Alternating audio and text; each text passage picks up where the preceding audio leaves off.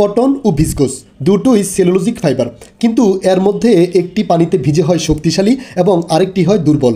এই দুটি বিষয়ের পেছনের সায়েন্সটা কি সেটি নিয়েই আলোচনা করব আজকের ভিডিওতে।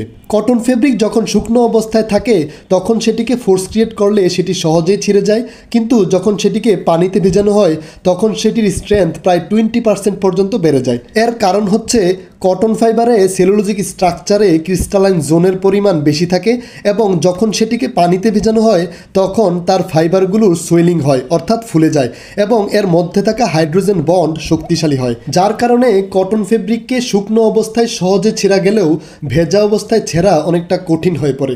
অন্যদিকে ভিসকোস ফেব্রিককে শুকনো অবস্থায় সহজে ছেঁড়া না গেলেও ভেজা অবস্থায় খুব সহজেই ছেঁড়া যায়। তার কারণ হলো ভিসকোসও একটি সেলুলোজিক ফাইবার, কিন্তু এটি রিজেনারেটেড সেলুলোজ এবং এটির সোর্স হচ্ছে বিভিন্ন উড বা কাঠ, ব্যাম্বো ইত্যাদি। এইসব সোর্স থেকে পরবর্তীতে বিভিন্ন কেমিক্যাল প্রক্রিয়ার মাধ্যমে তৈরি করা হয় এই ভিসকোস। এই ফাইবারের সেলুলোজিক স্ট্রাকচারে অ্যামারফাস জোনের পরিমাণ বেশি থাকে, যেই জোনটা অনেকটা এলোমেলো অবস্থায় থাকে, যার কারণে এই ভিসকোস ফেব্রিকটিকে যখন ভেজানো হয় তখন সেখানে হাইড্রোজেন বন্ড ভালোভাবে ক্রিয়েট হতে পারে না এবং এর মলিকুলার স্ট্রাকচার অনেকটা দুর্বল হয়ে পড়ে।